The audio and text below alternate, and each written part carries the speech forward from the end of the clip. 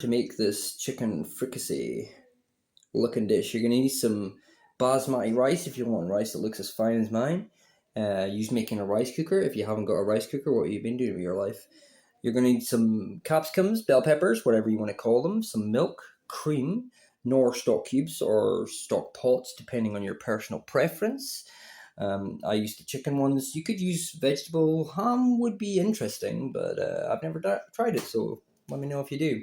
As well as onion and some garlic. I used 2 whole onions, 3 peppers, 1 whole bulb of garlic, 6 chicken breasts. And that's what I used in here. I also used some salt and white pepper. So, good luck making this.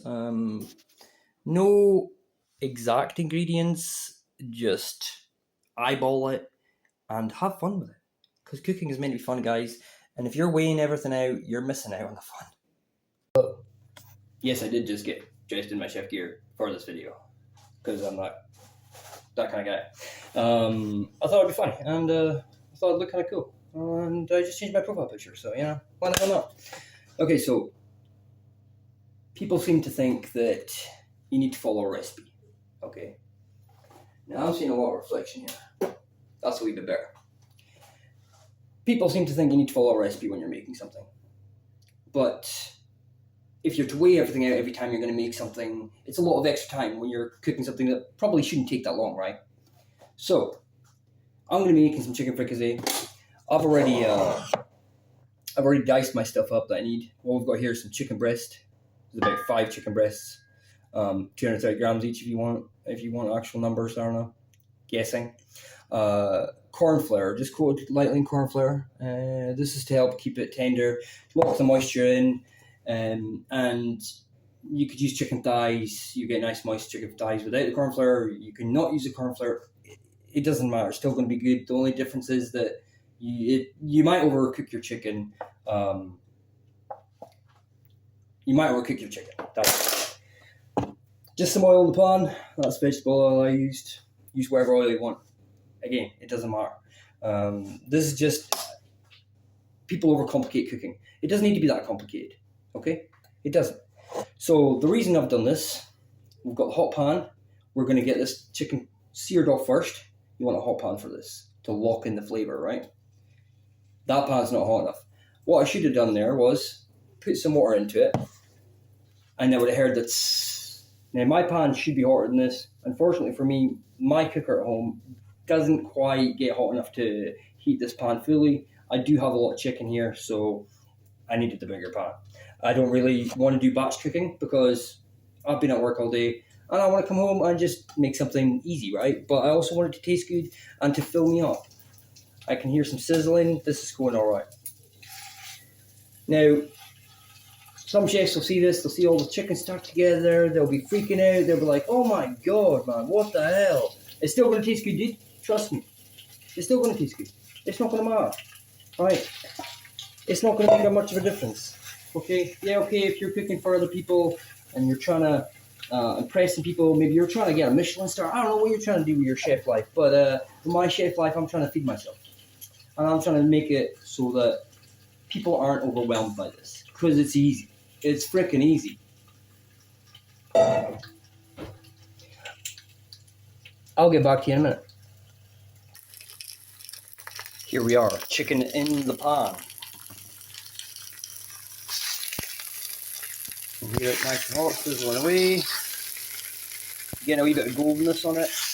If you were to batch cook this, you would cook it more evenly, and you would get a nicer crisp on your chicken. But again, I'm doing this for ease, right? I'm trying to make this as easy as possible for myself, right? I live in an island where we don't have takeaways. We do. That's an exaggeration. We don't have McDonald's, is what I should say. We don't have McDonald's, we don't have Burger King. We don't have these sort of fast food places. We have like a Chinese and a couple of restaurants, and that's about it, right? So you really have to know how to cook to survive here. Whereas when I had my kids, I remember the nurses telling us that there was a bit of a crisis in Glasgow because kids weren't eating actual food. a nutrition crisis. I'm paraphrasing. I can't remember if that was the exact words used. That's what they said. There was a bit of a nutrition crisis, and that people didn't know how to cook because they were just eating takeaways all the time because it was so cheap and so easy, right? So convenient. So I think with the way people are struggling now, and the fact that all these fast food places are going up and up in prices, and it's becoming less and less convenient, these are more reliable to cook for yourself. It's a lot more reliable, and it's freaking easy. Anyway, what I'm going to be doing right now is waiting for this to get a nice golden color. So I'm going to pause the video here, and I will resume when it's nice and gold and continue from there. So it's not as golden as I would like it to be yet. As I stated, this is a bigger pan. My cooker isn't quite hot enough to heat it properly, so a way to kind of help it along a wee bit would be by putting the lid on. This will lock in the moisture and help steam the chicken, which will also assist with keeping it tender. So this is almost what I'm going for. It's maybe a little bit of pink still on it, but again, we're going for convenience. It's still going to work absolutely fine. It won't be a problem. I'm just going to transfer this now, and I'm going to transfer it into a oven-proof dish, and I'll be putting it into the oven at 80 degrees Celsius for UK people, and then I'll be cooking my veg and making my sauce, and then I'll add the chicken back in while it's in the oven, kind of ticking over. But I'll be finishing it in with the sauce, essentially boiling it, steaming it, whatever you want to say, poaching a bagel. Okay, bit more oil. Sure, why not? That sounds fine. Bit more oil, and what we've got here is peppers that I diced up. Peppers I sliced up for my video the other day that I didn't use, so I'm using today. I've got some diced onion and some fine diced garlic. I've used 3 whole bell peppers, I've used 2 whole onions, and I've used a whole bulb of garlic, because why not? Oil's in the pan, probably hot enough. Again, you want it to be really hot to lock in the flavour, but if it's not, it's not. It's still going to taste good, alright? It's still going to be good. It doesn't need to be that complicated. Alright? If you're in a hurry, you're in a rush, do what you got to do. You've been at work all day. So I'm just going to saute this off. I want to say saute to make it sound fancy. Okay, it's in the pan. There it goes. I'll probably put the lid on as well. Get it a wee bit, give it that steam we were talking about. And I'm just going to leave it there for a while. Be back in a bit. We're not looking to get a lot of colour in this. Just to kind of soften the veg up a bit. I do like my veg with a little bit of a bite, so I tend to leave a little bit. But from experience cooking from other people, most people like it to be very soft. So if that's your preference, just cook it until it's soft, and you'll be able to feel it even just touching it with a spoon. Like, I can feel that's hard. Now, obviously, me being a chef, I could just stick my finger in there because that heat's not going to bother me. But not any normal person could do that. But you can literally feel that it's hard. So the veg is soft enough now. I'm going to add in butter, and I'm going to let it melt. How much butter? However much I think. I'll let that melt. I'll see what it looks like. I'm guessing it's going to be enough. If it's not, I'll add a bit more. And if it is, I'll add flour, and then I'll add my milk. I'll let it cook out, then I'll add my milk. And then, if it's too thin, you can always add corn flour. If you need to, don't worry about it. But because we've added corn flour to the chicken, it will also add as a thickener to our sauce. It is absolutely not enough, so I'm going to add more. Okay, so I added about another 2 tablespoons of butter, and I have added flour into this. I forgot to record, my bad, sorry guys. I literally just did a sprinkle of flour. I used plain flour, you can see here it's kind of clumpy. You can see the flour in there. Oh, not very well because my camera's pretty poor. Yeah, and I just cook it out. I just cook it out now a wee bit, and then I'll add the milk. I use semi-skimmed milk. You can use full fat, you can use skimmed. It's not going to taste as good with skimmed as it is with semi-skimmed or full fat, but it will be healthier, and you can still make it taste okay. So I'm just going to pour this in, hope for the best. Now I know this is going to be too thick right now. This is just definitely not enough liquid. I can tell immediately. You'll know by experience. That just comes down to experience. You're going to mess up. It's fine. It'll still be edible. You won't die. As long as your chicken's thoroughly cooked, you'll be fine. Alright? And it is a learning experience, but it's going to save you money. And you're going to feel good about it, right? Because it's something you've made. You've created.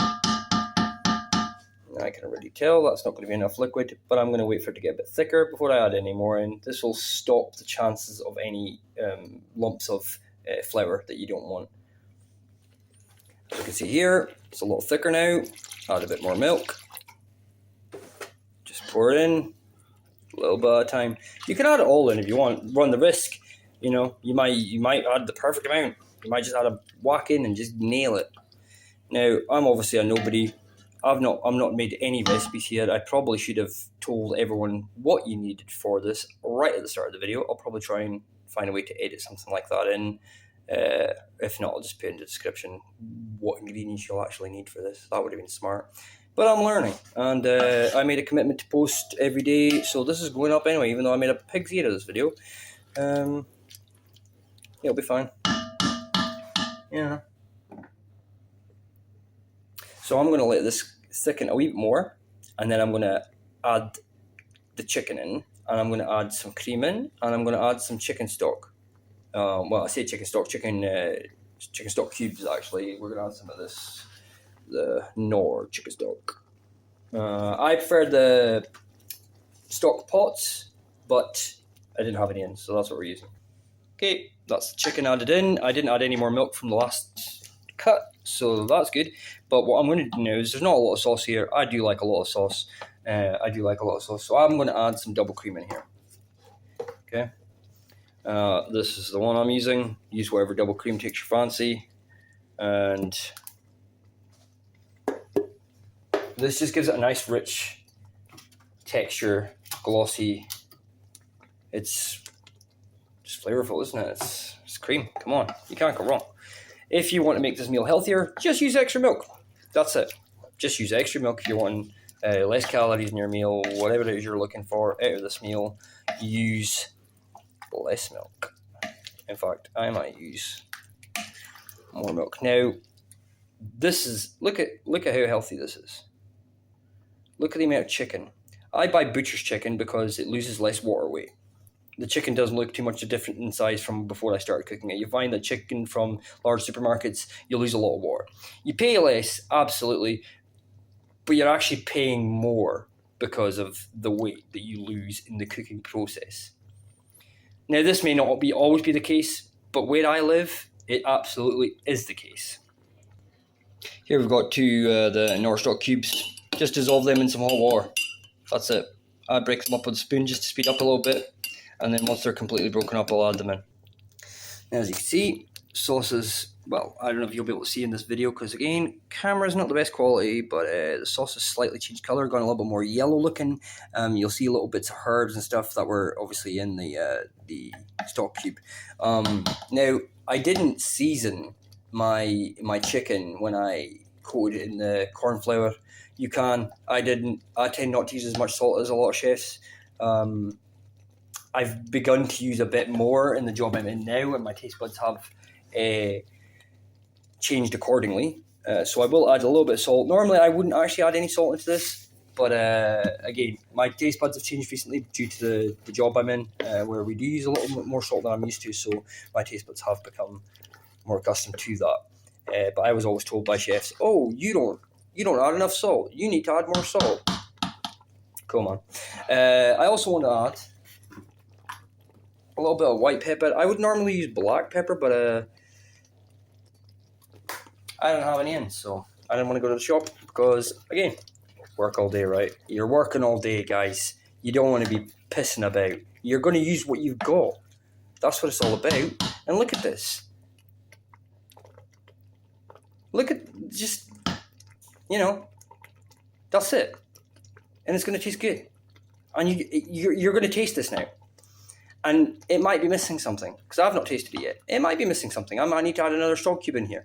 I might need to add some more pepper, some more salt. And that's where it comes in. There's no recipe here. I've done no weighing anything. I'm just guessing it all. Guys, that's what we do. That's what we chefs do, really. We don't weigh everything. You think we're weighing everything out in these freaking restaurants? Not a flippin' chance. Okay, I added another stock cube after tasting. And I added about 3 or 4 grams of salt extra and maybe about a gram of white pepper extra. I'm guessing again. I don't know. But I added a little bit extra. I just tasted it. And then it didn't taste, it tasted like it was missing something. I was like, it's okay, but I feel like it needs something else. So I added an extra wee bit of stock cube. If I used the stock pots, probably wouldn't have needed the stock cube. Because they're a wee bit more strong, right? They're more potent. Jesus. Slipping over my own tongue here, guys. But yeah, as you can see, if you're unsure if your chicken is cooked, get a probe and just whack it in. If it's over 75, you're fine. And that's it. And there you have it. Served with rice, you can use mash. Mash is also good. Mash and rice is weird, but actually works pretty well. It's a nice texture. If you are going to do that, just use some butter in your mash, and that's it. Nothing else. There's enough cream and milk in this dish, and it tastes good. It's easy, quick, and I've got so much of it now. It's going to last multiple meals.